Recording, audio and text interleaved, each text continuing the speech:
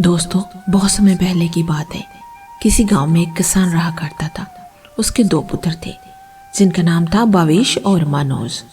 खेती बाड़ी करते हुए उनके दिन बड़े ही सुखपूर्वक बीत रहे थे।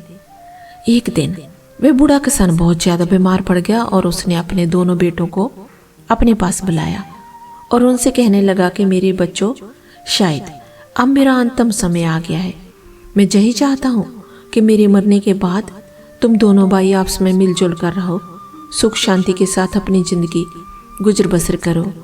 मैंने किसी बुरे वक्त के लिए कुछ सोने की अशर्फियाँ इकट्ठी कर रखी थी, जिन्हें मैंने घर के पिछवाड़े में आम के वृक्ष के नीचे 5 हाथ नीचे दबा रखा है। अब वह तुम्हारे काम आएंगी। लेकिन मेरे बच्चों, तुम मुझसे ये वादा करो कि तुम दोनों आवश्यकता पड़ने पर ही उन अशर्फियों को बाहर निकालोगे। दोनों बेटे कहने लगे, हम वादा करते हैं पिताजी, जैसा आप कह रहे हैं हम वैसा ही करेंगे। इतना सुनते ही बूढ़े किसान ने अपने प्राण त्याग दिए। दोनों बेटों ने अपने पिताजी का अंतिम संस्कार कर दिया। पिता की मृत्यु से छोटा भाई जो था वो मनोज वो तो बहुत दुखी था, लेकिन बड़े भाई भावेश को अपने पिताजी के मरने का जरा भी दुख नहीं था। उसकी आंखों के सामने तो सिर्फ सोने की अशर्फियां घूम रही थी। रात को भावेश को नींद भी नहीं आ रही थी। वह बार बार करवट बदल रहा था। आधी रात को जब सुबह होने से पहले ही वह उठकर बैठ गया और सोचने लगा कि मनोज के जागने से पहले ही मुझे अपना काम पूरा कर लेना चाहिए, वरना फिर कभी ऐसा मौका नहीं मिलेगा। यह सोचकर उसने अपनी कुदाल उठाई और घर के पिछवाड़े उस पेड़ के नीचे जा पहुंचा जहां पर अशर्फियां दबी हुई थी। उसने वहां खोदना शुरू कर दिया। थोड़ी देर में उसने जमीन को खोदकर वहां से अशर्फियां बाहर निकाल ली। अशर्फियों को देखकर वह बहुत खुश हुआ। वह सोचने लगा कि वे इतनी सारी अशर्फियां मेरे पास है तो अब मुझे जिंदगी में कभी भी किसी चीज की कोई कमी नहीं होगी। उसने तुरंत ही वह अशर्फियों का गड्ढा उठाया और दूसरे पेड़ के नीचे गड्ढा खोदकर उन्हें दबा दिया और फिर आराम से घर जाकर अपने स्थान पर दोबारा लेट गया। जब सुबह हुई तो छोटा भाई मनोज अपने बड़े भाई भावेश को जोर जोर से आवाज लगाकर उठा रहा था। भैया भैया जल्दी उठो, गजब हो गया भैया, घर के पिछवाड़े आम के पेड़ के नीचे की जमीन खोदी पड़ी है और वहां से सारी अशर्फियां गायब है। मुझे लगता है कोई चोर हमारी सारी चोरी करके भाग गया है। भावेश एकदम अनजान बनता हुआ बोला, ऐसा कैसे हो सकता है भाई, चलो मैं चलकर देखता हूँ।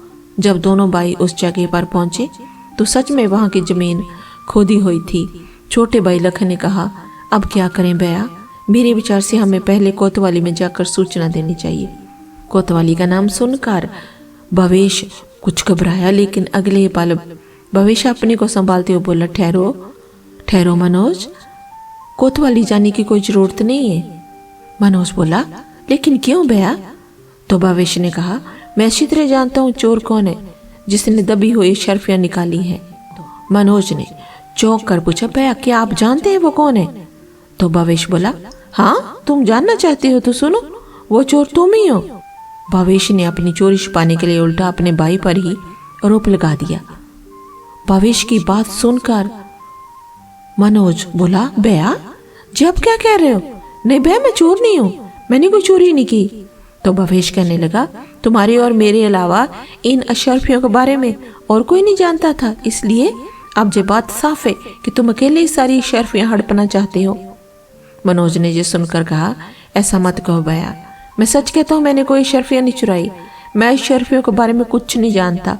भावेश बोला, मैं कोई सफाई नहीं सुनना चाहता, जा तो तुम मुझे वो अशर्फियां लुटा दो या फिर तुम इस घर के दरवाजे अपने के लिए हमेशा के लिए बंद समझो। मनोज उदास होकर बोला, ठीक है भैया, यदि आपको मेरी बात पर विश्वास नहीं तो मैं ये घर और ये गांव भी छोड़कर चला जाऊंगा, लेकिन मेरी बात याद रखना, आज भले ही तुम मुझ पर विश्वास मत करो, पर सच्चाई को कोई छुपा नहीं सकता। एक दिन जब तुम्हें सच्चाई पता चलेगी तो तुम बहुत पछताओगे।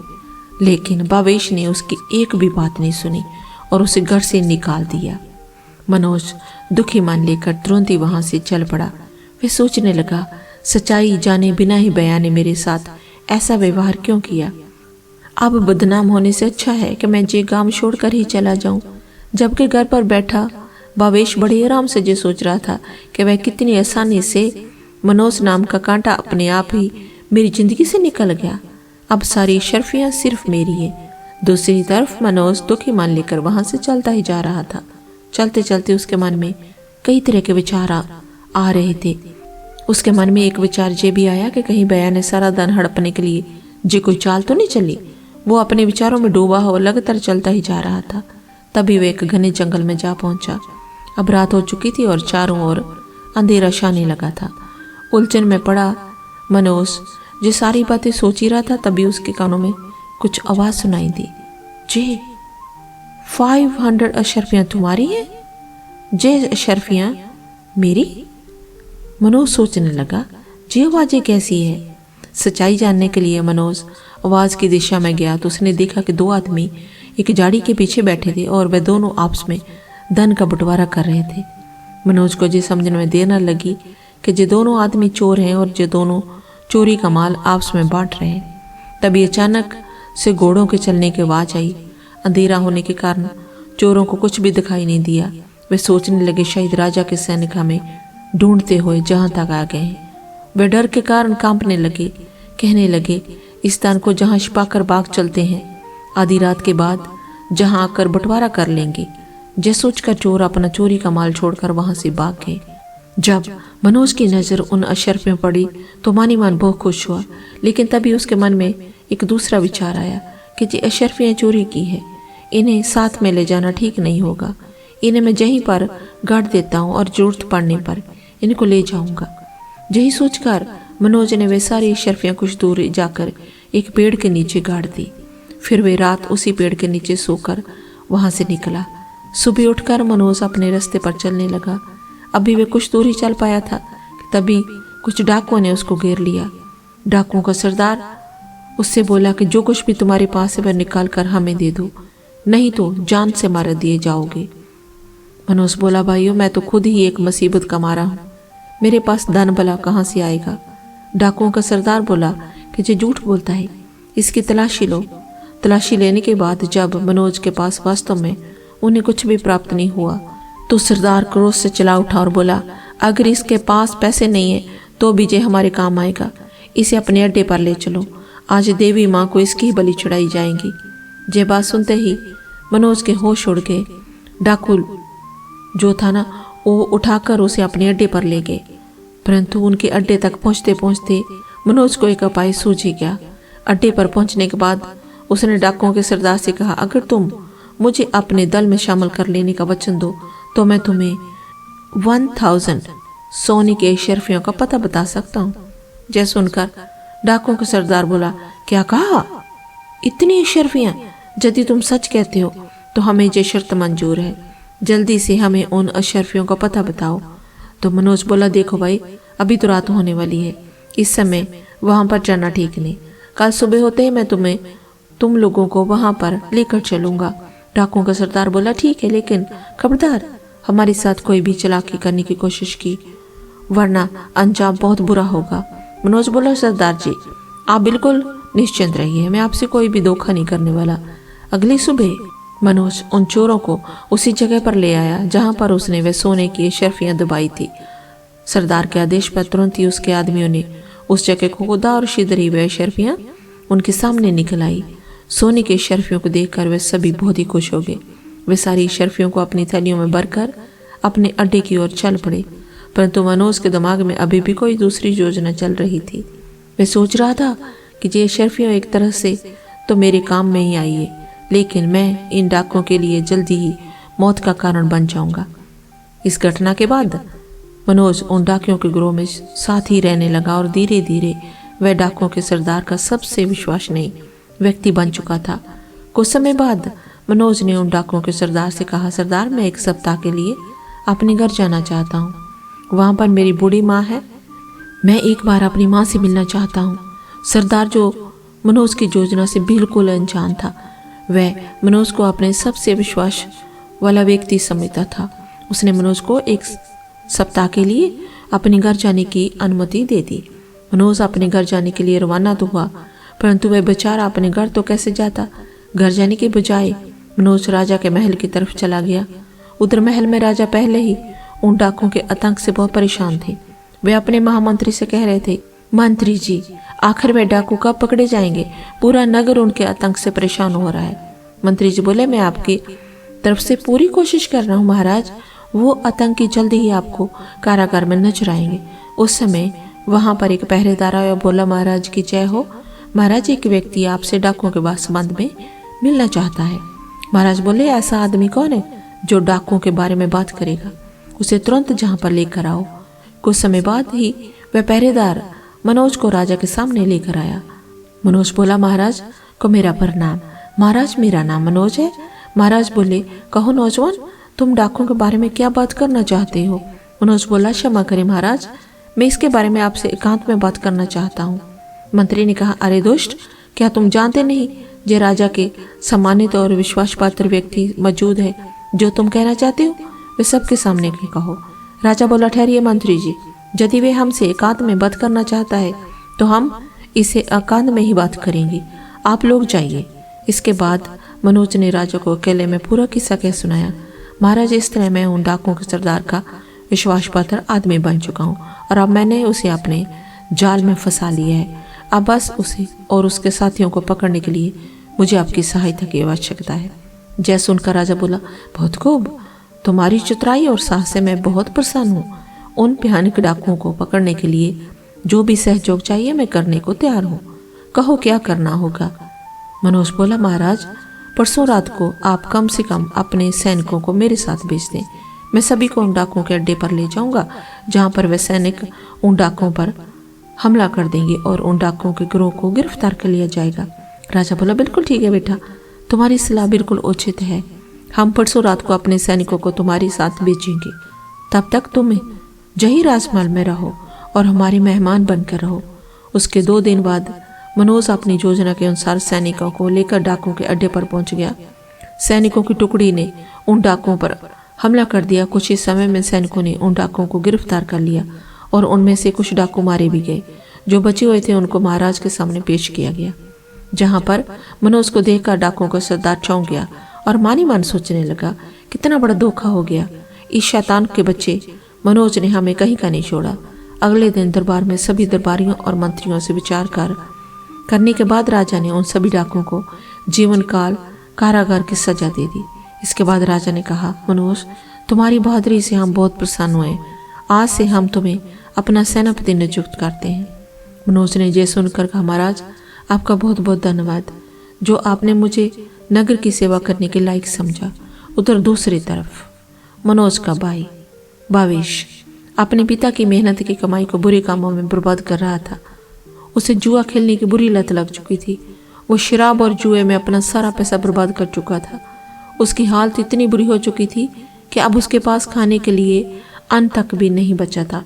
पूरे गांव में वह इतना बदनाम हो चुका था कि अब उसे गांव में कहीं भी कोई भी काम नहीं मिल रहा था। इसलिए उसने ये निश्चय किया कि वह गांव में भूखा मरने से अच्छा है कि मैं किसी दूसरे नगर में जाकर कोई काम धंधा ढूंढ लूं। इसी तरह वह चलते चलते उसी नगर में आ पहुंचा जहां पर उसका भाई मनोज सेनापति बन चुका था। उसी नगर में वह किसी सेठ की दुकान पर गया और उनसे पूछने लगा, सेठ जी, क्या मुझे कोई काम मिल सकता है?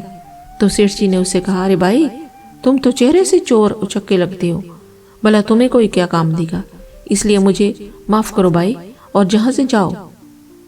भावेश सोचने लगा कि ईमानदारी से शायद मुझे जहां पर कोई काम नहीं देगा। अब तो पेट भरने के लिए मुझे चोर उचक्का ही बनना पड़ेगा। तभी उसकी नजर सेठ जी के पास रखी हुई एक थैली पर पड़ी। उसे लगा कि वह स्वर्ण मुद्राएं की थैली है। उसने वहां से वह थैली उठा ली और तुरंत ही वहां से भाग गया और सेठ को उसे पकड़ने का मौका ही नहीं मिला। वह तो बस चोर चोर चिल्लाता रह गया। बाजार के कुछ लोग उसके पीछे भागे, लेकिन वह भावेश को पकड़ नहीं पाई और मायूस होकर वे लोग वापस लौट गए। इधर मनोज सेनापति बन चुका था और वह अपना काम बड़ी ईमानदारी से कर रहा था। एक दिन महाराज ने मनोज को बुलाया और कहा, बेटा, तुम एक बहुत ही बहादुर, बुद्धिमान और नेक आदमी हो। मैं सोच रहा हूँ कि मैं अपनी बेटी का विवाह तुम्हारी साथ ही कर दूं, लेकिन मैं तुम्हारी राय जानना चाहता हूँ। मनोज ने कहा, महाराज, यदि आपको यही इच्छा है तो मैं इसे इनकार नहीं कर सकता हूँ। मुझे ये विवाह स्वीकार है। कुछ ही दिनों में एक शुभ मुहूर्त देखकर दोनों का विवाह संपन्न करा दिया गया। विवाह को अभी कुछ ही दिन हुए थे कि एक दिन महाराज ने मनोज से कहा, बेटा, अब हम बूढ़े हो चुके हैं, इसलिए हम चाहते हैं कि अब राज्य की भागदौड़ तुम संभाल लो। मनोज ने कहा, महाराज मैं आपकी इच्छा को कैसे ठुकरा सकता हूँ। मनोज का राज तिलक कर दिया गया। महाराज अब तीर्थ यात्रा पर चले गए।